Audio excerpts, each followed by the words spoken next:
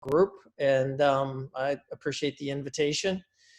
Alan has told me that we only have about, I guess, 20, 30 minutes of presentation materials, and then really want to open it up to Q&A. So I'm going to go through this slide deck pretty quickly. It's similar, although not exactly the same, to a presentation I just gave last week in Atlanta to the Dental XP group, just so you're all familiar, if in case you're familiar with that. But this is a little bit more informal group, and I would be happy to take questions, as we go, as well as, of course, at the end. So if you have any questions, let Alan know. I'm not 100% sure if I'm going to be able to see the questions or not, but if you let Alan know, I'm sure he'll interrupt me, and we'll try to get them answered. So we're gonna try to address three main questions today. What is PDGF and how does it work? How does PDGF, a recombinant PDGF, compare to other biologics? Alan specifically asked me to talk about how recombinant PDGF compares to PRP and PRF. And then also we'll look at comparisons to amnion tissue and emdogain. And then lastly, we'll show some cases and talk about how to incorporate recombinant PDGF into your private practices and to improve your clinical success. So what is PDGF? How does it work? Just to refresh your memory, I'm sure you're all familiar with this, but just to do a brief review, PDGF, platelet-derived growth factor, just as the name implies, comes from the platelets in your body. We all have PDGF circulating around in our body every minute. It is the body's natural wound healing catalyst. I like to say that, if you've ever wondered, how does the body actually know that you have a wound? How does it know you have an injury? How does it know you have a broken bone? How does it know you have surgery? And then how does it know to go into the healing process? Well, all of those things are triggered by PDGF. PDGF is contained in the alpha granules of platelets. When the platelets are exposed to the subendothelial connective tissues, i.e. when you have an injury, a cut, for example, in your skin, or a broken bone, and those platelets are exposed to the tissue underlying the endothelial lining, they become activated. They release the alpha granules the alpha granules become activated. When the alpha granules are activated, they then release PDGF. And it is the PDGF that is the natural healing catalyst in your body. When it is released, then it triggers a ingrowth of stem cells. It stimulates proliferation of those stem cells, as well as bone-forming cells and skin-forming cells, in a process called chemotaxis, and then causes those cells to proliferate.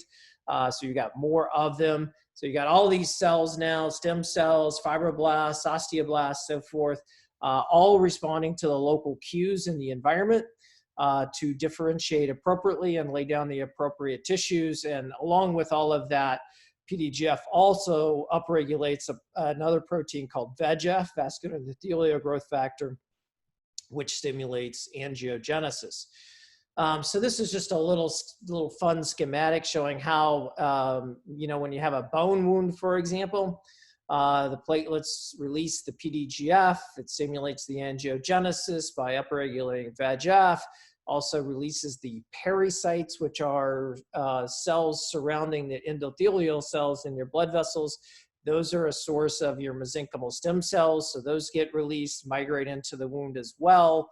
Of course, the PDGF also acts directly onto the osteoprogenitor cells, and in our case, periodontal ligament fibroblasts and cementoblasts, and all that leads to new bone formation.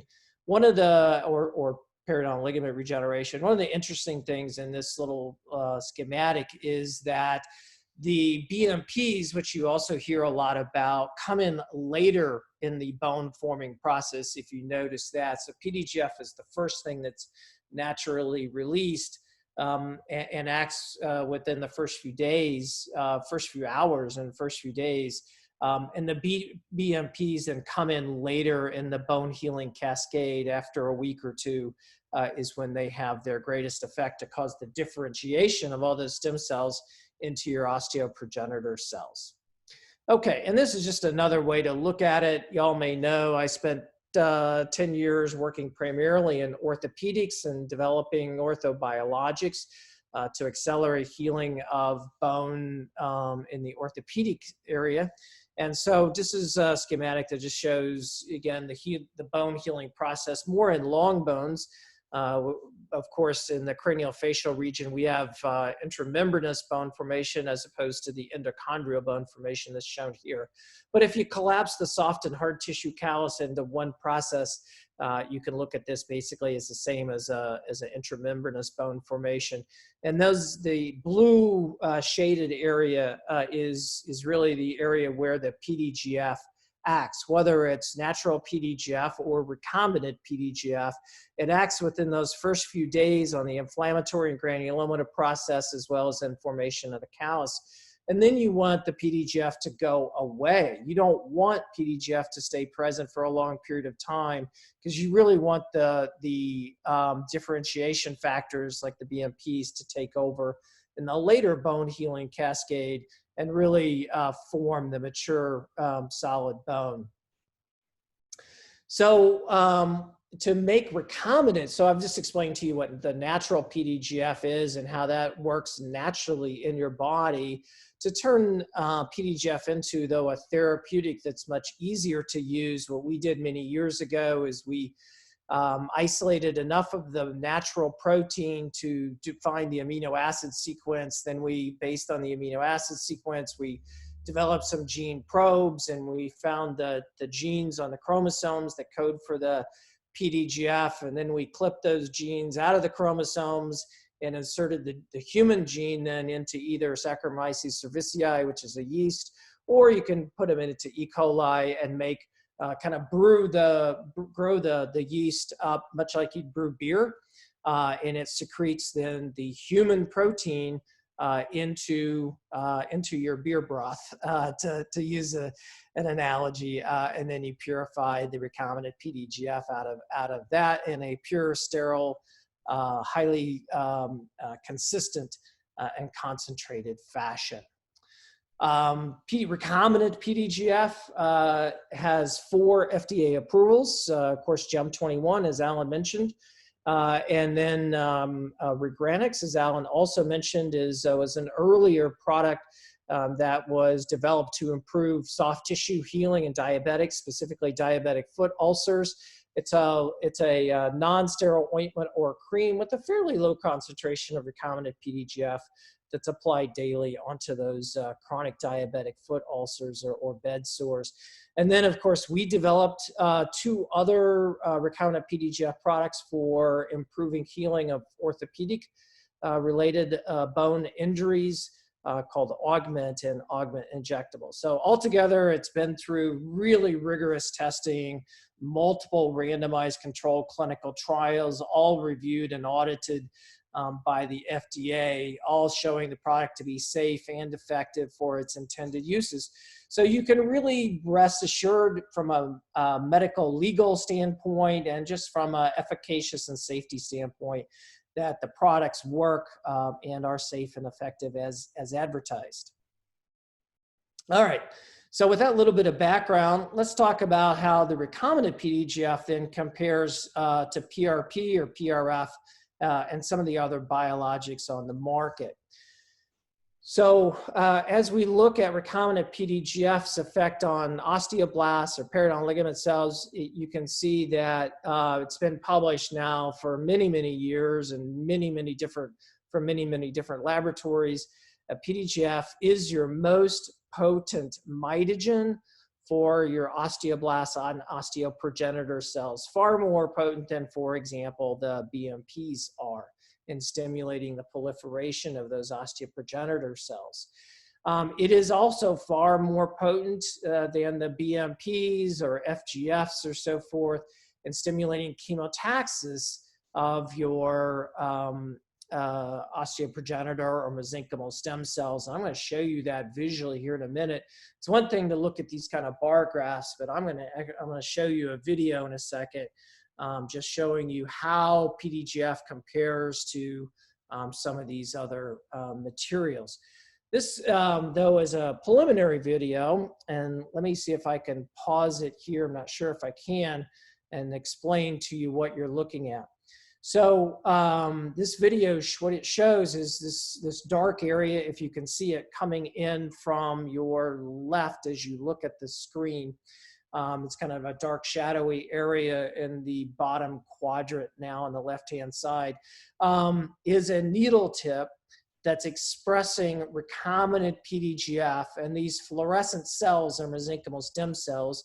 And really what I want you to watch is those fluorescent cells migrating to that needle tip, which is expressing the recombinant PDGF. So you can see that we're moving around that needle tip just to show you that those cells really follow the recombinant PDGF, and just sort of imagine the cells migrating into your graft, all those nice stem cells to stimulate the regeneration process. On the left, I mentioned that unfortunately, and you've heard many people, myself and Bob Marks and others, talk about how the number of stem cells decline in your body as we age, or with certain types of diseases such as diabetes. And so does the natural level of PDGF.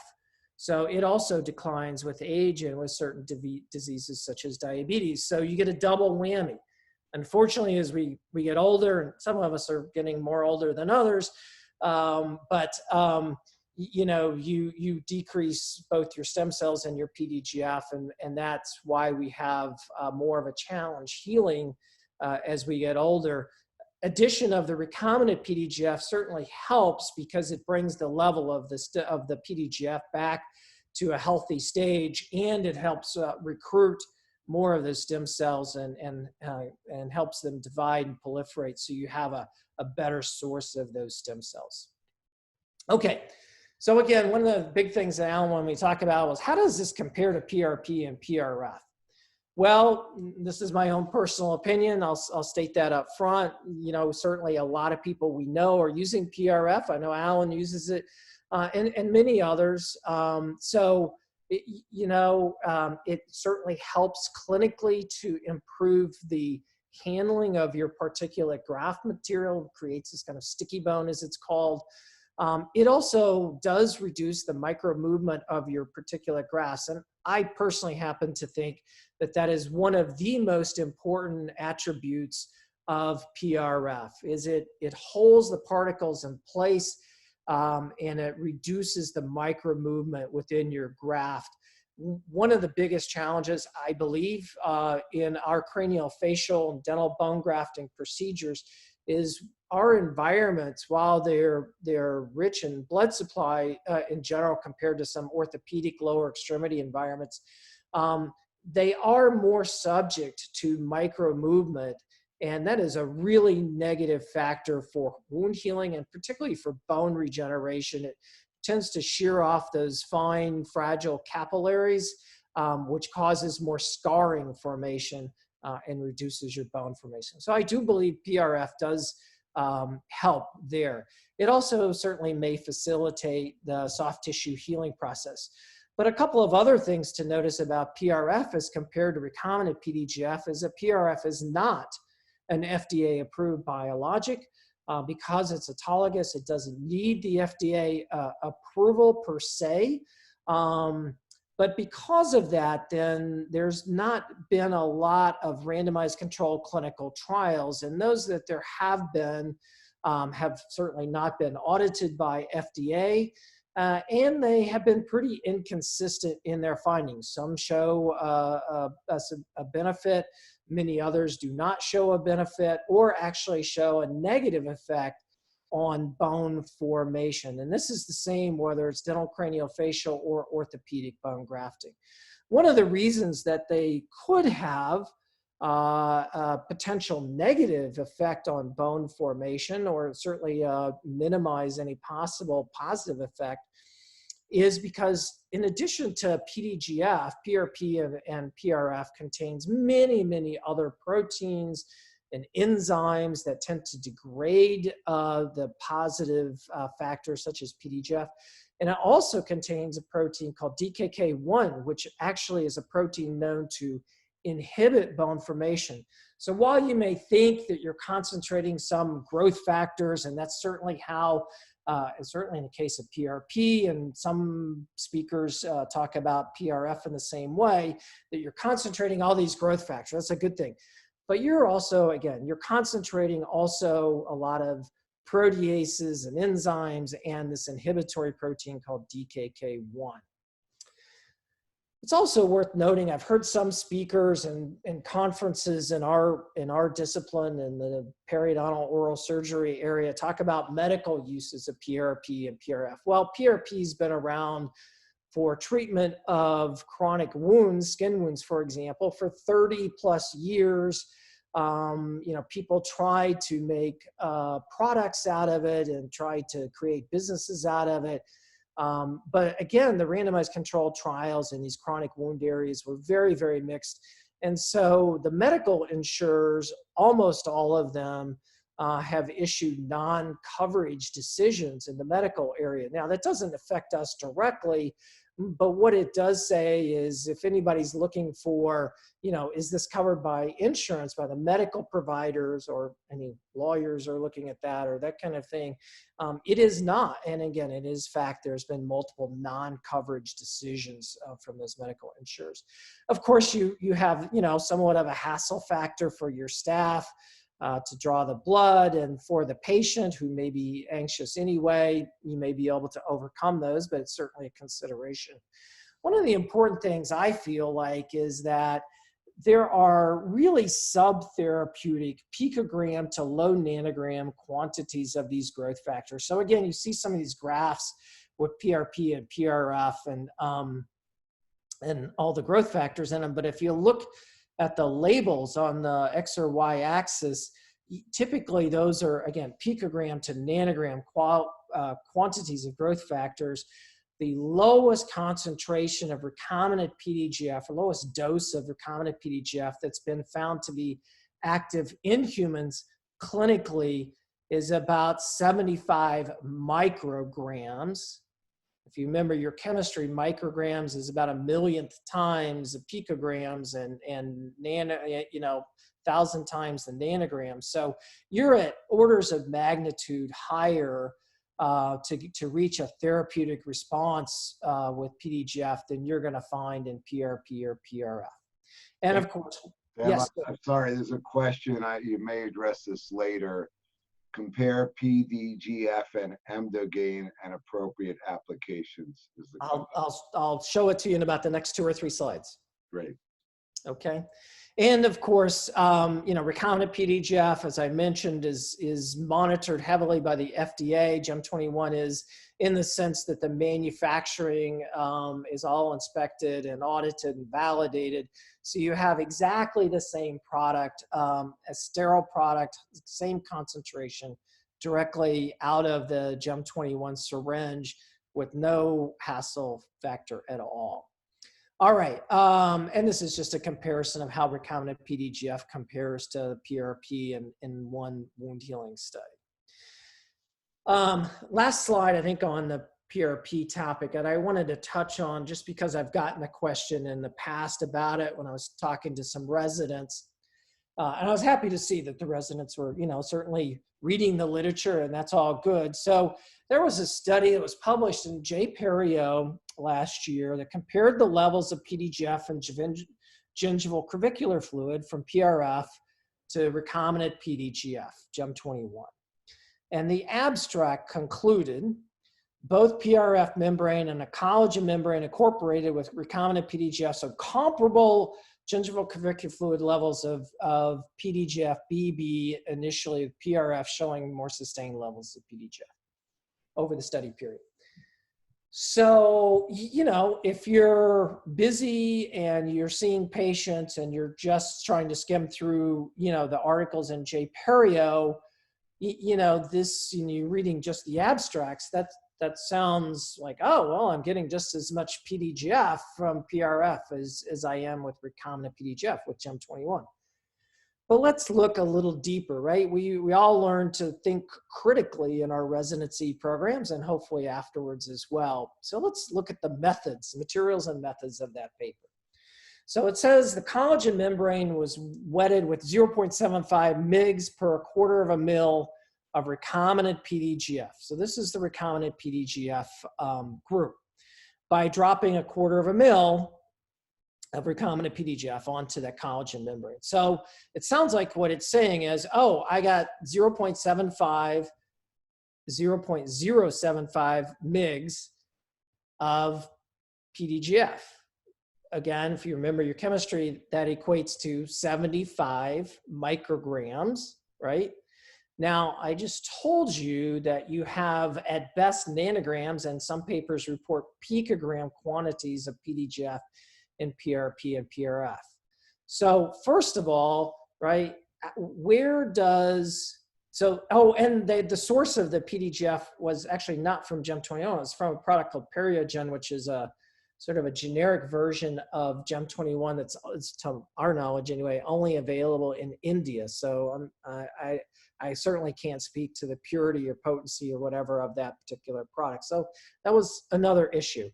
But if you think about that, so the literature is clear that showing consistent levels of PDGF, PDGF and PRF in the picogram to nanogram levels, while Gem 21 has 300 micrograms, 0.3 mg per mil. So what happened to the rest, right? If you got 75 micrograms, i.e. 75,000 nanograms that you're applying onto that collagen membrane, and we know you have at best maybe 10 to 20, if you really are the most generous, nanograms of PDGF in PRP or even less than PRF. So you're 75,000 compared to 15 to 20 nanograms, right? So what happened to the rest of the PDGF? It didn't go out into the curricular fluid, according to this paper. Well, where do you think it went? I think it went out into the tissues and out into the bone and out into the periodontal ligament space to stimulate recruitment of all those cells and to enhance the regenerative process. So anyway, not to belabor this because I know we don't have a lot of time. I'm happy to spend more time on it at some other point. But the point of this was just, you know, it's the kind of, and I hate to use this term, but it's the kind of pseudoscience that really is rampant out there with the use of PRP and PRF in all aspects of medicine, not just in dentistry, but in orthopedics as well. But in orthopedics, I have to say, they dismissed this stuff, you know, 10, 15 years ago. I don't know anybody that uses PRP and PRF in orthopedics. I will say, to be fair, that in sports medicine, it is still used. And people, sports medicine docs, do inject knees, for example, with PRP and so forth. So it may help in tendon and ligament repair. Not going to get into that tonight. We don't have enough time to look at all that data. But I did want to at least be fair, and I hate to use the expression fair and balanced because it's politically charged these days. But anyway, to talk about other aspects of PRP. But clearly, PDGF is by far the recombinant PDGF is by far the most pure, the most potent, and you know, has by far the greatest amount of data from recombinant from randomized controlled trials. So let's talk about using the PDGF in with grafting materials. And this is, you know, many people are taking the recombinant PDGF syringe from Gem 21 and mixing it either with mineralized freeze-dried bone allograft, and a less extent demineralized freeze-dried bone allograft, and also with anorganic bone. Ernesto Lee, of course, is using it in the SMART technique, mostly I think with anorganic bone with maybe a little bit of allograft mixed in, and showing great results in that indication. So why does that what Ernesto is doing and many, many others of us are doing in private practice, why does that make sense to take the recombinant PDGF solution and mix it with your bone graft? I'm going to play two videos here for you. One is on the left of my screen anyway, is the bone graft by itself, and in the left panel, I should say, and on the right panel is the bone graft in which we've incorporated recombinant PDGF. And on the far left of each of those panels, we've plated mesenchymal stem cells. So stem cells on the far left, the MSCs, and this video is recorded over 72 hours. So let's look at this and just compare, if you will, the migration of the stem cells into the graft site when you add recombinant PDGF as compared to when you don't. So I think you can see those stem cells on the right where you have the recombinant PDGF, they're like racing into your bone graft. Whereas the cells with just the bone graft alone, they're sort of migrating along, but yeah, they're kind of happy where they are. There's nothing really pulling them over into your bone graft. So I think that's a very powerful illustration of how recombinant PDGF works to stimulate stem cell migration into your bone graft.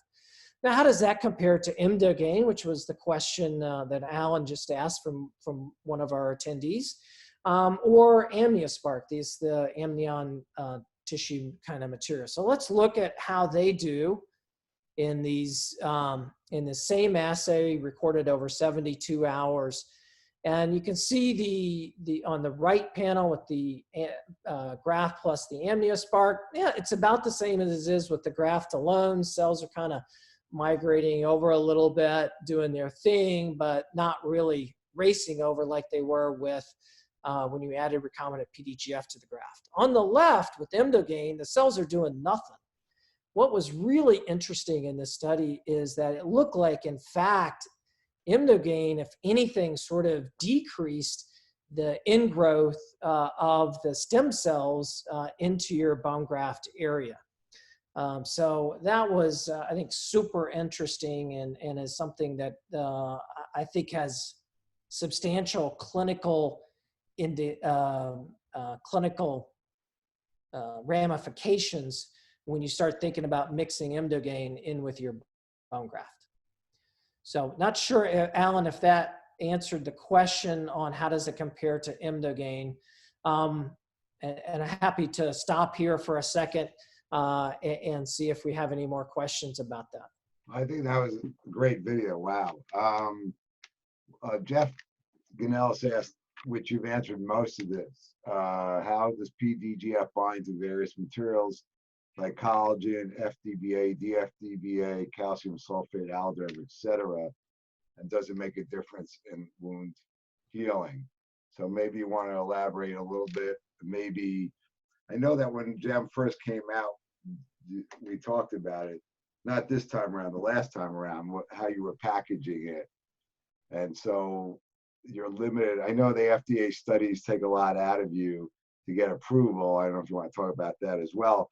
But I guess my question at the end of the day, you're in the clinic, which most of us are, in treating patients. What material would you use with it? If you are allowed to say that, what material would you not use it with? So does it help with alloderm? Does it help with different bone graft materials or not? Could you answer that? Yeah. What I can say is that the best clinical results I've seen are taking the syringe of the PDGF solution out of Gem 21 and using it to hydrate typically mineralized freeze-dried bone allograft. Plain old FDBA. It doesn't have to be anything fancy. You can save money on your allograft. Anything, you know, I know some people, and I get it, and I'm going to show you some cases later on where they like a very narrow particle size of FDBA, 250 to about 650. But I've also seen great results with FDBA from 250 to 1,000 micron particle size. That would be my go-to based on all the literature and based on all the clinical cases that people send to me from time to time. the only caveat with that, and that's certainly around implants or in extraction sockets or ridge augmentations, the only maybe exception to that might be in periodontal defects.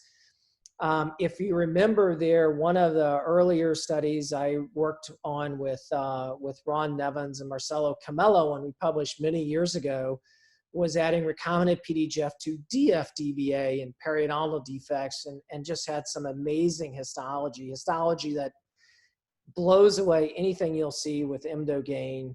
And I still don't think it's been replicated with any other product, nearly 20 years later.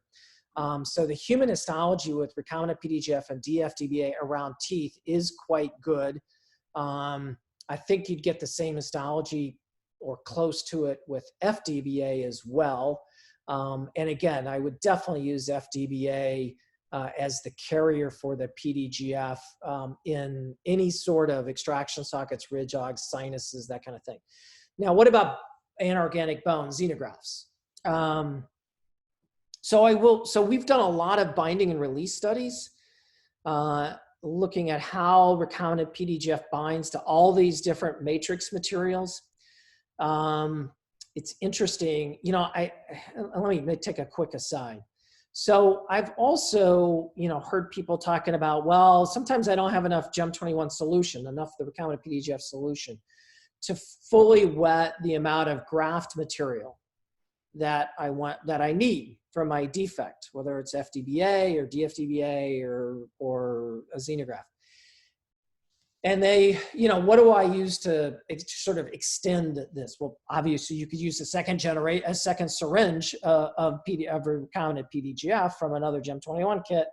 If you don't want to do that, I recommend sterile water, and I recommend it even over and above sterile saline. And I certainly recommend it above local anesthetic solution. I know you can't argue with clinical results, and some people use local anesthetic solution to, kind of fully hydrate their graft. I just physiologically and its effect on cells, I don't think we know for sure.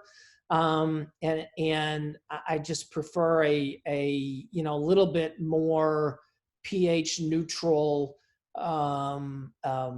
physiologic solution that I know and have tested.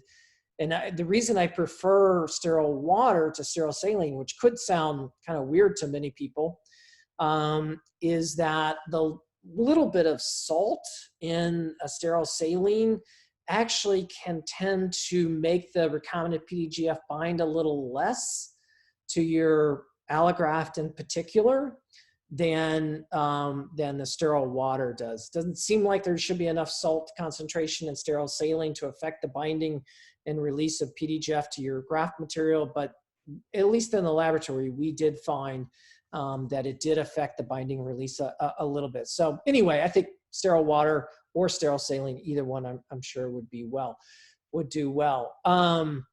Collagen is a great substrate for PDGF binding. There's some PDGF binding domains in collagen. It's, it also works well as a delivery material for recombinant PDGF. Maybe we could mention now, I think I talk about it later, but I really discourage the use of GEM or recombinant PDGF with synthetic membranes. We used to have these PLGA, Vicryl type membranes, and some of the worst results I've seen clinically are when those membranes were put over grafts that were infused with recombinant PDGF, because I think they break down, those synthetic membranes break down much more quickly because of the wound healing activity is just so stimulated, so juiced up, so hyped up by adding the recombinant PDGF. It causes those synthetic membranes to break down a little bit more quickly, which releases all that stuff out into your healing environment and the low pH and all of that particulate material as those membranes break down, and it creates more of an inflammatory response. So I would certainly avoid those kinds of, I don't know that they're around that much anymore, but I just would not use the synthetic membranes. I'd stick with collagen or PTFE, at least by what we know right now. I know there are other folks out there that are looking at new kinds of synthetic membranes. We have a couple of cases going on right now where somebody is using the recombinant PDGF with the infused graft material with a new type of synthetic membrane, but we don't have that data yet, so we'll see how that goes. Okay, all right, I don't know how we're doing on time. So Alan, cut me off whenever you think we should be wrapping up, but let's get into some clinical cases or some more applied research anyway. Okay, this was a study that we published with Massimo Simeon and Nevins and so forth a number of years ago. It's an animal study, large dogs where the teeth were extracted. We did cut down the ridges, waited 3 months, let those defects become chronic, and then randomized to one of 3 groups. This is what we did: intramural, intercortical perforation. I'm sorry, let me go back and talk about the groups just for a second. You may have seen them, but so we did BioUS plus BioGuide, straight GBR. We did GBR, BioUS and BioGuide, plus recombinant PDGF. And then third group was just recombinant PDGF and BioUS, no membrane at all. So let's take a quick refresher tour through these slides. So this is what the BioUS cancellous block looks like. And you can see that it's infused with blood and with recombinant PDGF, and then covered over with a collagen membrane. This was the results. This is pure GBR, BioUS, BioGuide, right? And for vertical ridge augmentation, as you might imagine, 4 months later, we lost most of those implants. They simply exfoliated. There was minimal new bone formation around these implants. So you can see that radiographically, and then in the lower right of my screen, you can see some BioUS just embedded in the blue kind of connective tissue. That was actually the best case. We had no bone formation whatsoever in that group. Again, vertical ridge augmentation. This is the BioUS cancellous block infused with the recombinant PDGF, and there's a typo here, no BioGuide, okay? So the last group was with BioGuide, this group is no BioGuide, and sorry, never mind. This was with the BioGuide and the block, no PDGF. This was with BioGuide and the block with PDGF, and you can see that with the PDGF, even with the BioGuide present, we got more cellular infiltration. We did not lose any implants in this group. We had more integration of that BioUS block into the ridge. And you look histologically, the NB points to some new bone. So you can see substantially more new bone than we had with just BioUS and BioGuide.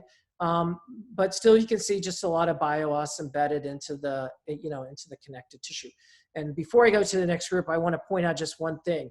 And this shows how, how some tips and tricks can really improve your results.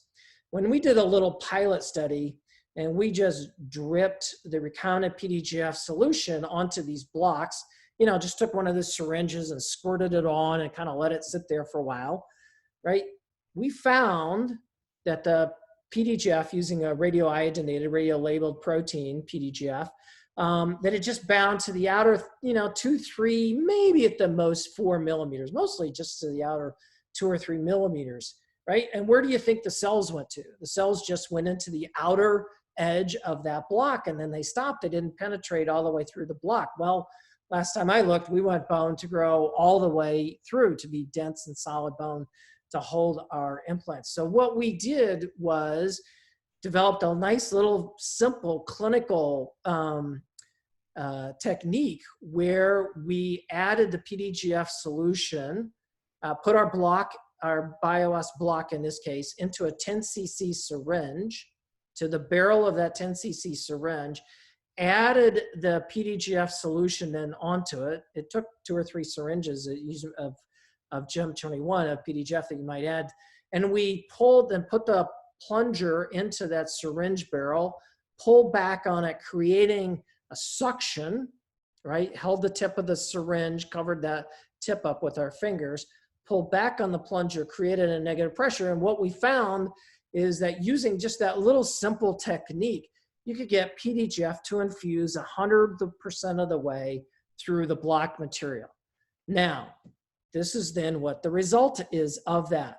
The block and PDGF, no membrane. You can see the graft infused with recombinant PDGF, fixated with a couple of implants, covered 4 months. We had no dehiscences, which is another beautiful thing with this technique, and complete bone regeneration throughout the block. And you can see that here radiographically on micro CTs and histologically.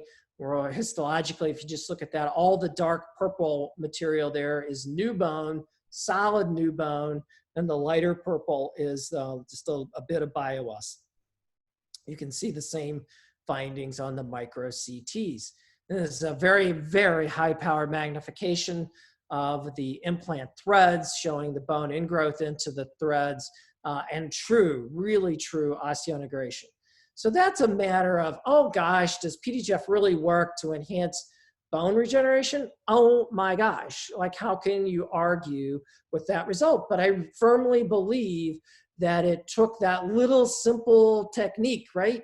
Not just throwing some PDGF solution on the outer aspect of that graft and expecting it to work miracles.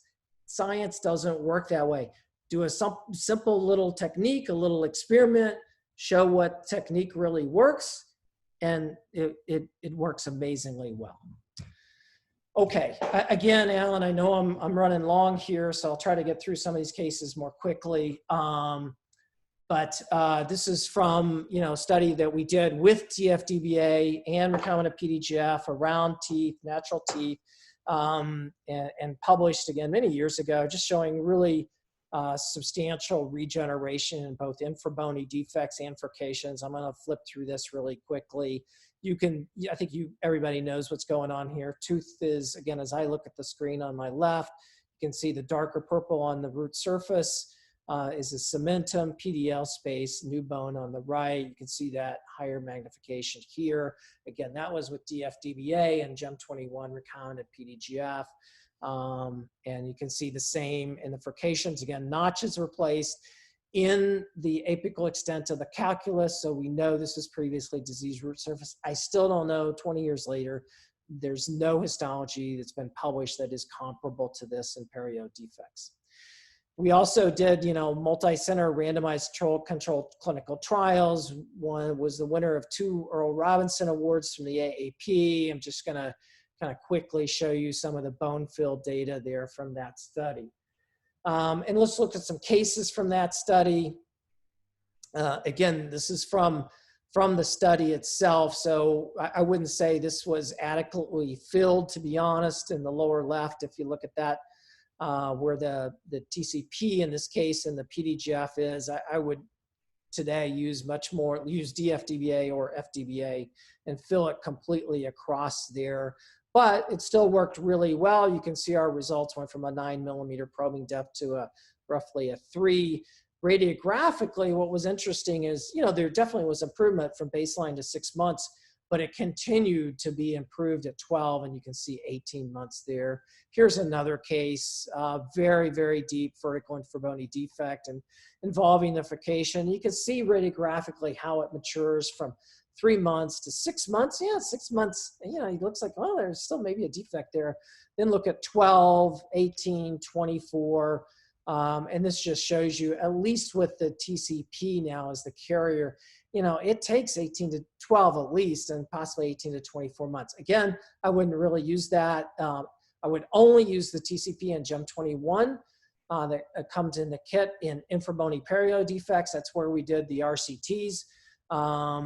But if you're using it in other indications, such as I know many of you are, sockets and sinuses and ridgeogs, I would not use the TCP. I would use the FDBA and or xenograft. Here's another case, same phenomenon going on.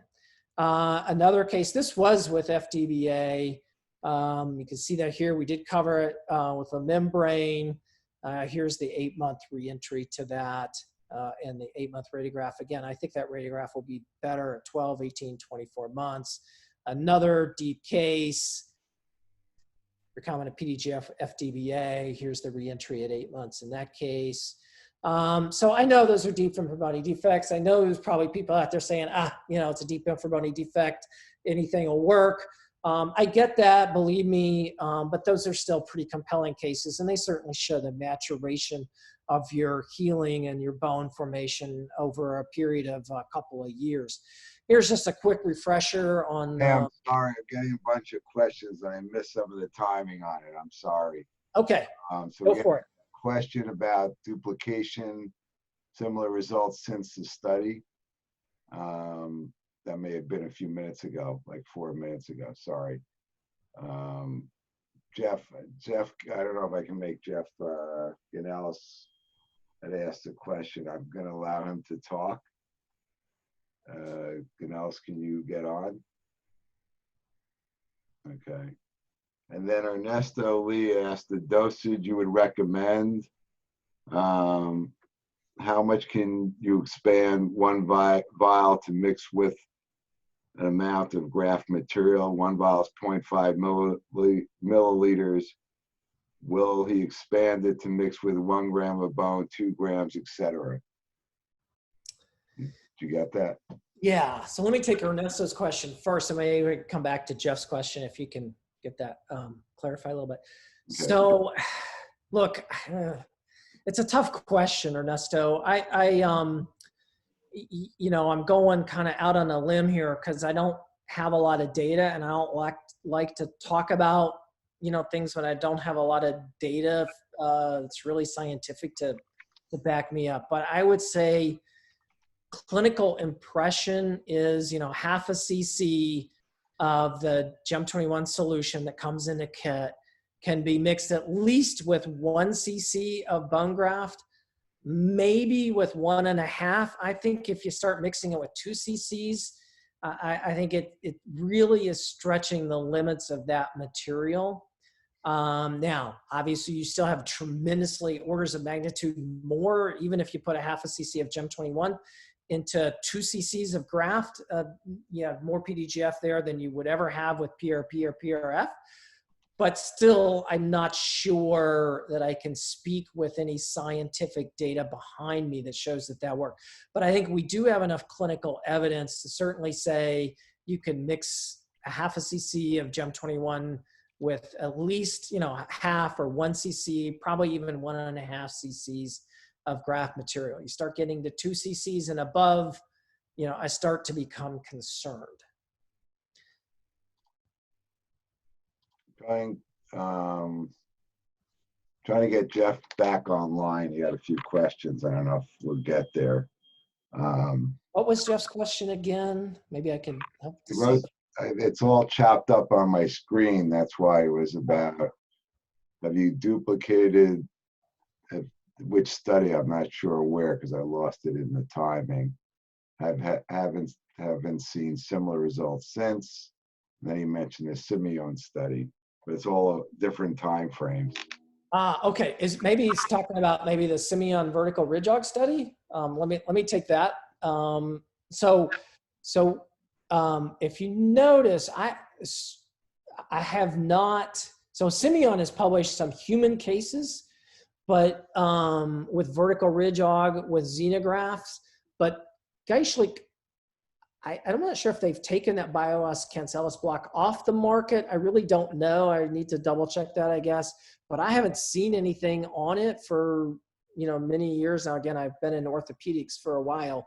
But there was some work with, believe it or not, an equine cancellous block in PDGF in humans that did replicate those results. So I would just refer you, and I can get Jeff the papers for the equine cancellous block plus the recombinant PDGF in humans if he's interested, that Simeon did. But that's why that was, kind of hard to replicate, because I'm not sure that Bio's cancellous block, was highly brittle and would fracture very easily. So we had to pre-drill those blocks, and it was a pain in the butt. Again, it just speaks to technique. You certainly could use an autogenous block or maybe an allogeneic block, cancellous block, which might work as well as that equine block. I have another question from before. What is the substantivity of PDGF? How long does it remain in the area? And are there studies that show the amount of time that is needed to achieve the greatest result? Right, good question. So it depends on what clinical indication you're talking about. If you're, talking about, let's take periodontal defects first, then we'll go to like maybe extraction sockets. So in a perio defect, and again, talking about technique and the importance of it here, we did in that randomized controlled trial, we did root surface modification, detoxification. And I think that's really important because that does help retain the PDGF, recombinant PDGF, onto those exposed collagen fibers. I mentioned early in the presentation that collagen has a binding domain for PDGF-BB. So the fact that you're doing root conditioning, I think not only does it remove that smear layer and facilitate, reattachment and regeneration in that way, but by exposing those dentinal tubules and those collagen bundles, that helps retain PDGF onto that root surface. So in a perio defect, it seems like at least in dogs, which, it's hard to use radioiodinated protein in humans.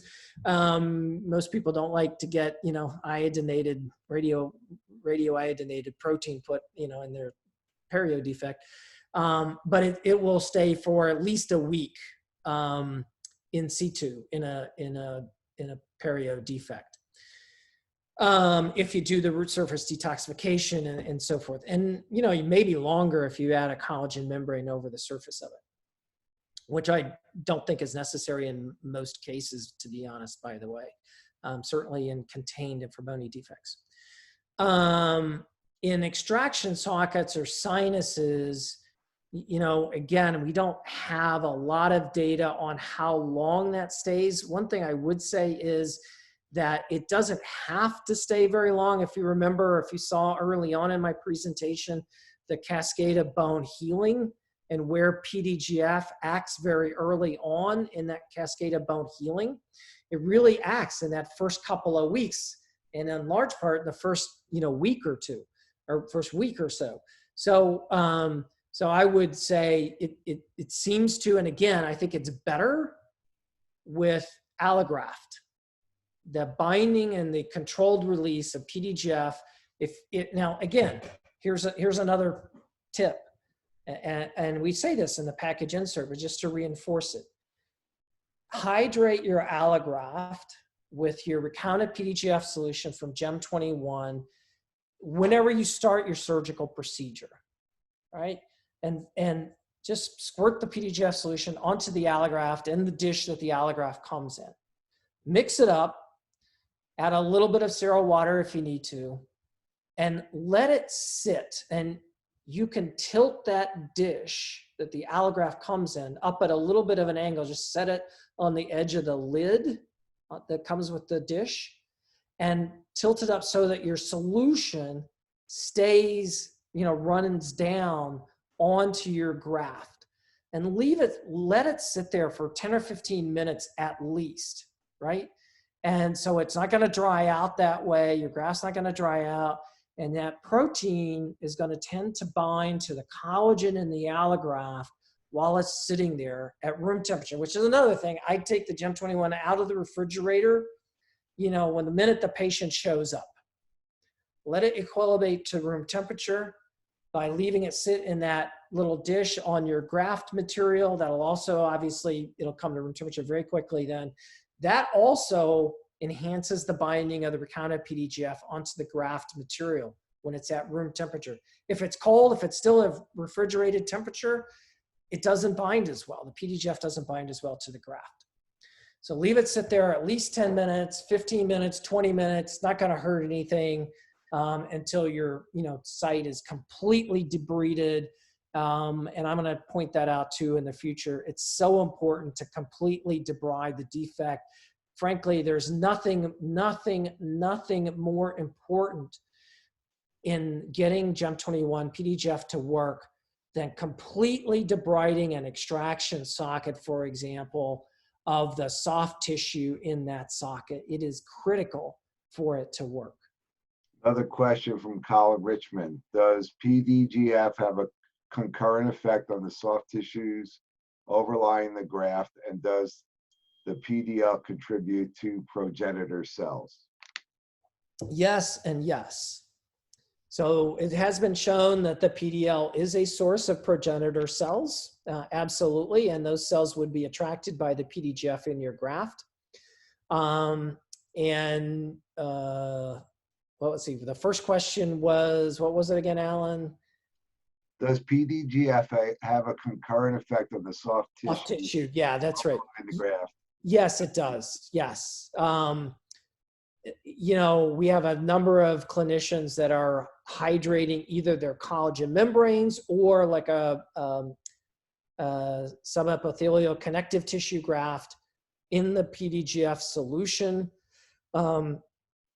because in their minds, it definitely promotes this healing of the overlying soft tissue, and they get fewer flap dehiscences if they're doing GBR, excuse me, or better sort of faster healing over their connective tissue graft if they're doing root coverage with that. Again, I would let that subepithelial connective tissue graft sit in the PDGF solution, for at least 10 minutes minimum. And, again, I think 15 would be just fine as well. And do a little pumping action, not firmly, but just a little bit of pumping action to compress that connective tissue graft, while it's sitting in your PDGF solution, and just pump that a few times. Again, the idea is to try to get the PDGF solution to go as far into the graft material as you can. Obviously, again, you don't want to overdo that, but be clinically prudent, but that will help you. I have another question. Thank you. PDGF binds better to collagen and bone. Is there a rationale for use of non-irradiated allograft? And that's from Ernesto.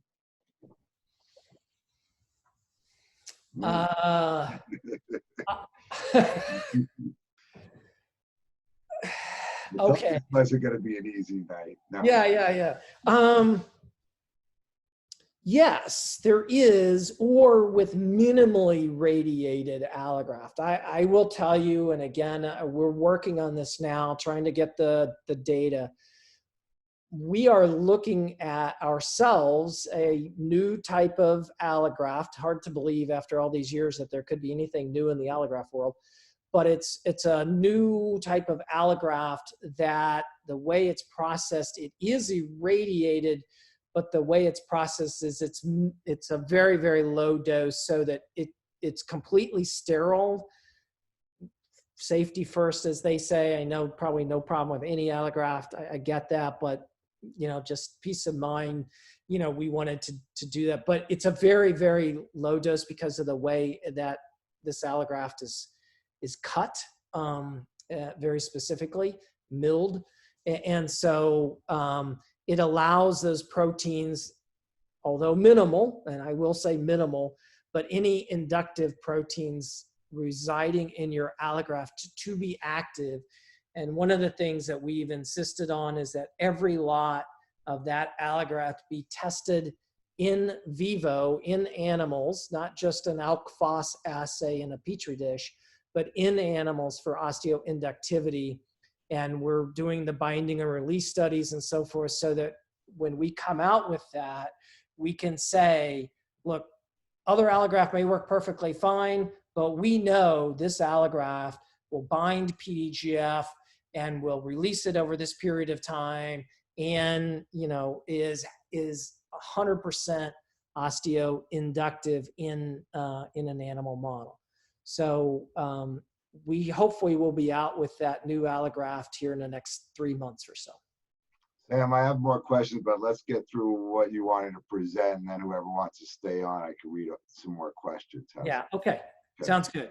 All right, this is just, I'm going to go really quickly through this. This was a McGuire-Shire root coverage study. One of the things I would point out here is they compared subepithelial connective tissue graft to a collagen membrane hydrated with recombinant PDGF with TCP underneath it, because this was very early on, and they were really trying to stay on label for this study. I certainly would not follow this technique today. I think it's fine to use what I would probably do is hydrate the subepithelial connective tissue graft with your PDGF, but you might be able to get away with that without doing that, without taking that graft, if you use the collagen membrane, a porous one, with the recombinant PDGF, and put FDBA or DFDBA underneath it, as opposed to the TCP that we used in this case. So I'm going to just flip through these. You can see the time points at the bottom of the slides.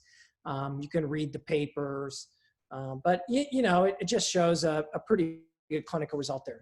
Let me show the last couple of cases here, and then Alan, we can open it back up. I want to show this case.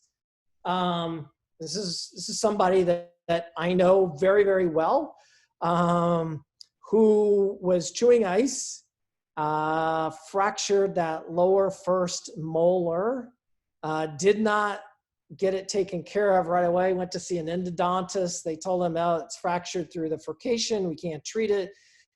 They sort of let it go for like 6 months, and you can see the radiograph on the upper left, and the scan on the right, upper right, and really it was a terrible defect there, about a centimeter deep. So here's the tooth.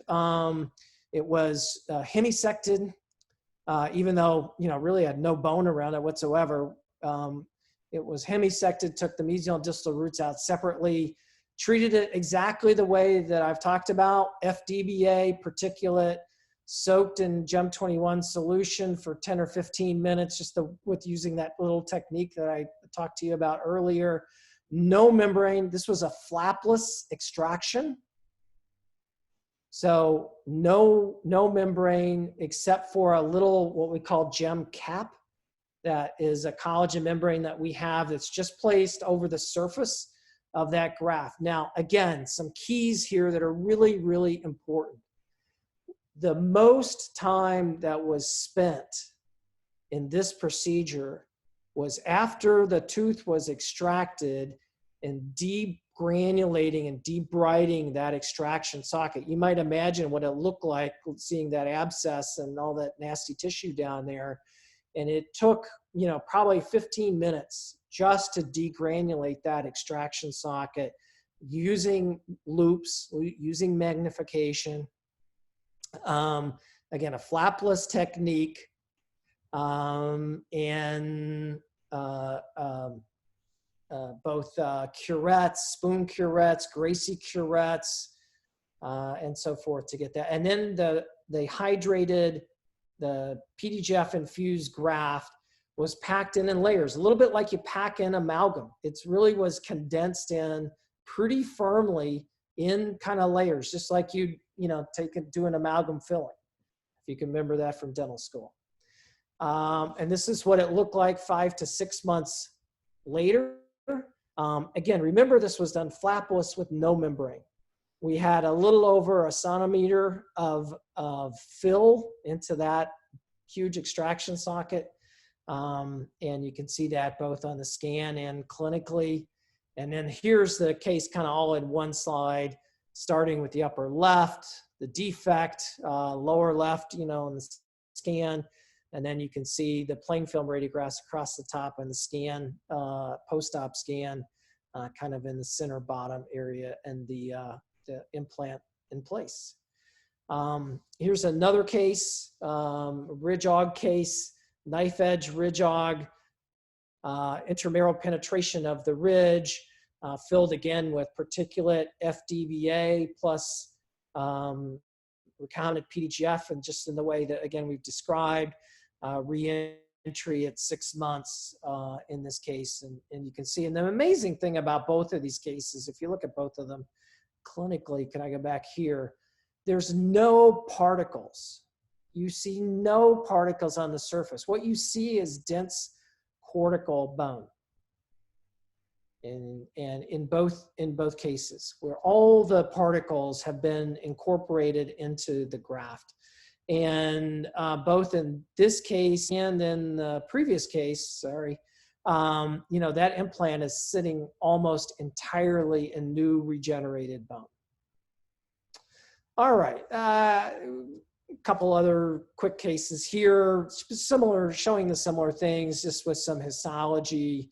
You can see that here. And again, just showing that indeed, you know, you do have new vital bone in that area, incorporating whatever graft particles you have left. Here's another case from Mark Nevins, and another case from Nevins here, using exactly the same technique.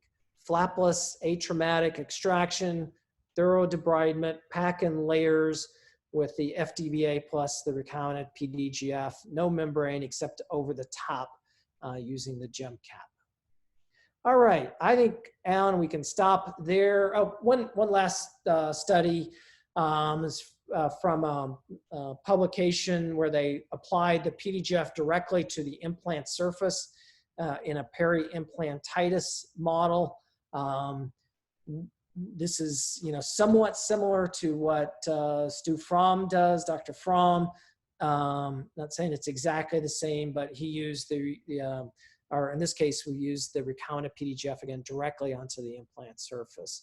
And you can see kind of the differences with no PDGF versus just the Gem 21 PDGF solution, or a gel sort of formulation that's not yet on the market.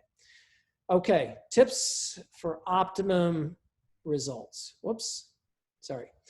I've already mentioned, I think, all of these. Take Gem 21 out of the refrigerator at the beginning of the procedure. Let it come to room temperature. Add it to your graft, whether it's a bone graft or soft tissue graft. Let it sit there for at least 10 minutes. Assure uniform distribution throughout a block graft if you're using a block graft. If you're doing alveolar ridge preservation extraction sockets, I think this flapless technique, atraumatic extraction, thorough debridement, gives you great results, maintains the papilla, really is pretty easy to do if you can get the debridement done well.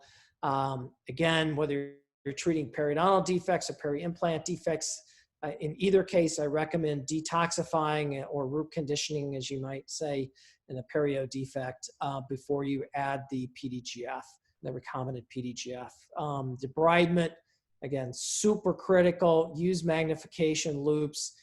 Do a lot of irrigation with sterile water to make sure you really get all the soft tissue out of there. Thoroughly condense the PDGF infused FDBA slowly and sequentially, eliminating any pockets into that extraction socket in multiple steps. Do not use synthetic membranes. Make sure your graft is stable. Use a membrane, whether it's collagen or PTFE. For ridge augmentation cases, if you need to stabilize it, it's not as critical that you cover every centimeter of that graft. You're really more trying, with the membrane, you're really more trying to stabilize and contain that graft and minimize any micro movement, protect it from the oral environment, and of course maintain the space, and of course keep any appliance off of your grafted site. All right, Alan, I'm done. We can take more questions if anybody's interested. Great, thank you so much. It was great presentation. I do have some more questions. One ties in with mine. So the question on the last two cases where you had really, I don't believe you had any buccal plate left. And this ties in, and you said you only placed the membrane on the occlusal portion, so no membrane facially. Does that tie in with Paul Levy Jr. asked, without a membrane, how does PDGF prevent the downgrowth of epithelial cells or ingrowth of connective tissue cells into the grafted site? So that's correct. You did not place a membrane up facially. Correct? No, we absolutely did not. Look, a great question, Paul. Great question. I wish I had the perfect answer, but here's what I can say. You know, two things. One is when you're using the mineralized freeze-dried bone that we used in that case with the PDGF are bringing in the stem cells, right? And the osteoprogenitor cells, we know that, and the blood vessels. And they can do that a lot better and make that more effective in doing those processes, bringing in those healing cells without a membrane being present.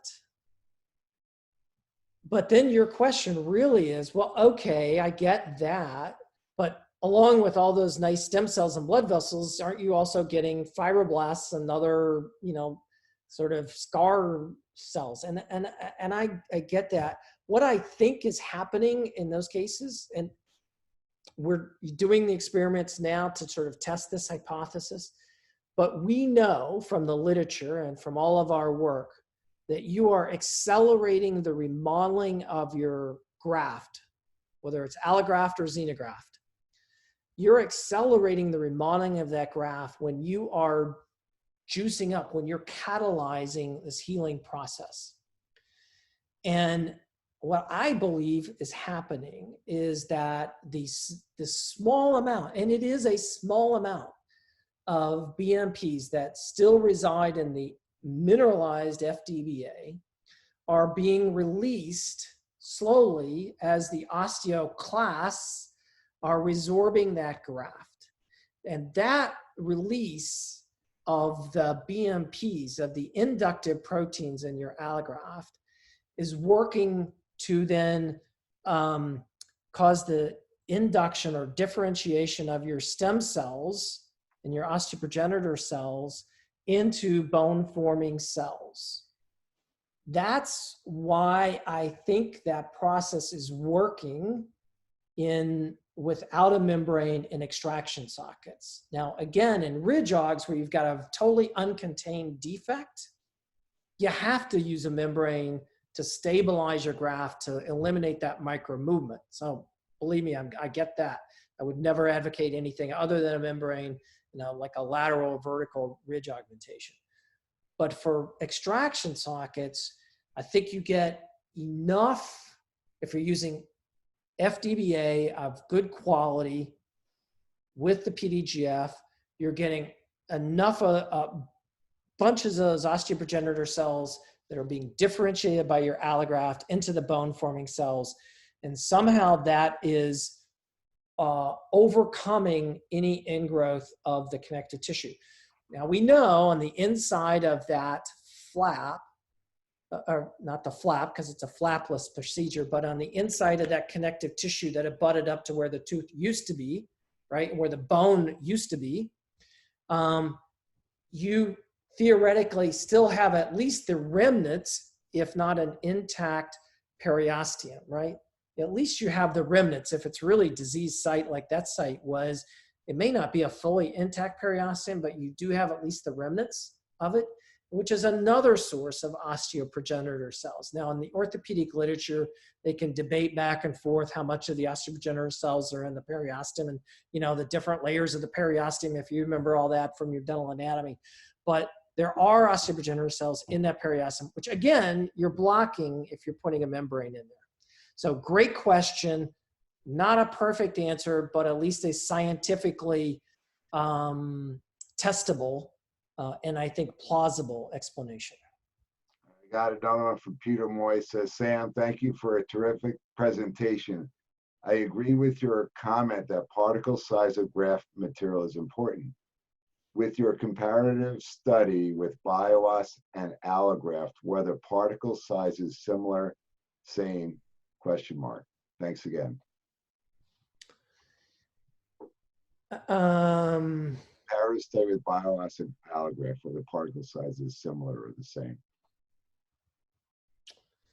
Particle size. Yeah. Geez. You're right. I'd have to go. I need to go back and double check. I don't want to misspeak. I think they were. I think they were both 250 to 1,000 microns. But I'll double check that and let y'all know. You could always email me. I could post it on the site. And then I have from Ernesto going back. Where is it? Wouldn't sterile water cause cell hemolysis? Yes, it's a question I've gotten before. So remember, you're adding the sterile water to the graft material in the dish, to the allograft material in the dish, right? So it's getting also kind of absorbed into your allograft while it's sitting there for 10 or 15 or 20 minutes in the dish on the back of your surgical tray. I don't believe there's enough water left in that graft when you go to pack it in or place it into your bone defect that really amounts to a hill of beans. You know, I think it gets so quickly infused with blood and plasma from the wound site that you don't have to worry about hemolysis. Okay. Another comment from Ernesto. Sarnat, I don't know if I'm pronouncing this right, from Tarnow's group, Sarnaciero, etc., showed that you may place xenograft plus PDGF on the socket without a buccal plate and still get some bone regeneration. Just wanted to make that comment. And also single flap technique, Tonetti, Rasparini uses BioOS with Gem 21 and no membrane. Great. Just to remind you, Sarnaciero study was an immediate implant with deficient buccal plates. Okay. Thank you, Ernesto, for that. And then the question from Peter Moy, long-term wise, how does the regenerated bone from rhPDGF hold up around implants? With autogenous bone or other xenografts, bone loss is seen with these materials around implants. Peter. Yeah. So again, a good question. Look, what I would say is that it holds up as well as so new bone regenerated using recombinant PDGF holds up as well as any other new bone that's regenerated using any other technique, including autogenous bone grafts. And so, yes, there's nothing magic about it. It's not like it's any denser. It's not concrete. It's, it is going to remodel over time, just like any other bone would. I know Peter knows BMP certainly very well. What I would say is, in my opinion, and certainly others can disagree, I've done a lot of work with BMPs over the years, specifically with Infuse, BMP2, BMP4, BMP7/OP1. The bone that you get with that sponge that's infused, it's a collagen sponge that you had the BMP on and with Infuse. We reported literally 15, 20 years ago, I hate to say that, but that you get almost an eggshell appearance in an alveolar ridge where it looks like clinically and even radiographically that you have nice bone formation, right? But it turns out it's like an eggshell. And the inside of that is hollow, basically. So, and now it's been reported by many other people as well. So in just the collagen sponge, if you don't add that to a graft material, right, the quality of bone in our studies was not as good with BMP2 as it was with the PDGF infused into like an FDBA or into an autograft. Now, I'm sure if you mix the BMP in with autograft or in with allograft, or in with xenograft, maybe you're going to get, a much more higher quality bone. I'm just referring to when you use it purely just with that collagen sponge. And I think that's why that bone to me is more prone to resorption. One of the things I might mention also is, in orthopedics, what I was working on for the last many years were products to osteobiologics, PDGF, recombinant PDGF products, mostly in lower extremities and foot and ankle fusions, where you have a tremendous force from walking that's transferred through the ankle joint, for example. And we did 434 patients in 37 hospitals throughout the US and Canada, large randomized controlled clinical trial in that indication, and showed that the fusion rate was exactly the same whether or not you use the recombinant PDGF and graft, or you took autogenous bone graft from the iliac crest or the proximal tibia. No difference in fusion rates. And now we're at about 5-year follow-up on those patients, and there's no difference in the success rates going out at least 5 years. And that's in a site where, like in the jaws, where you have a tremendous vector forces being transferred through the ankle joint and some of the other joints in the foot. So I do believe it's very high quality, good quality bone that will stand up at least as good as bone generated using autograft. Great. I'm going to wrap it up. We have a few, I want to get off by 9. I thought this was supposed to be end at 8:30, but there's been some terrific participation and questions. Can't talk anymore.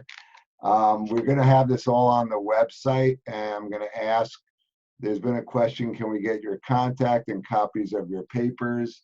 And we've already been working on that. We want to have a portal for Lynch Biologics on our site. Question was asked about gel cap, but we'll also put that on the site, and maybe get you back to talk about more about membranes. And I'm going to say the last question here, in a PRF, autologous blood draw and prep, is there PDGF not recombinant and other factors? And if yes, does it work as well as recombinant? So I think that last question, if we just can refer that person to the earlier part of my presentation, where I go over how the recombinant PDGF compares to the PDGF in either PRP or PRF. Mm-hmm. Again, there is a little bit, a tiny bit, like picograms to nanograms of PDGF in PRF or PRP, whereas there's thousands of times more PDGF in the recombinant Gem 21 solution. And you can go through all the other materials that are in PRP or PRF as well, from my earlier slides. Does that? Yeah. Yeah, you did mention that. And then the last question from Jeff Giller is, which I kind of went over, but I didn't answer him. What is the gel cap? One of my favorite membranes, actually. And is it cut to size? Can you just talk a minute about that, and then we'll wrap it up? Okay, so the Gem cap is meant to be used specifically to cover those extraction socket grafts. So it is a smaller membrane. It is curved. So it's meant to be placed just over the top of the graft in the extraction socket, not to be folded way into the graft, but just over the surface and tucked gently into the flap. And I think we may have just lost you. No, you're still there, Alan. I just took off the screen to show them the future webinars and that. So anyway, just wrapping up, I will be sharing Sam's contact, and we'll be getting some papers on our site, which I already have, but not posted yet. If you see my screen now, I'm showing you the upcoming events. We have about 2 more coming up for this month. So look on your calendars, add those to your calendars. And I just want to really, from all of us, thank you, Sam, for a great evening. It was really nice to have this kind of interaction, which we don't really have anymore. And maybe we'll see more of it in the future. I definitely want to welcome you back. and enjoy Nashville. And thanks again. Have a Thank great you, Alan, and thank you everybody for participating. We super appreciate your interest. We really do. And feel free to contact me, call me, email me anytime. Thanks again. Thank you. Bye-bye now.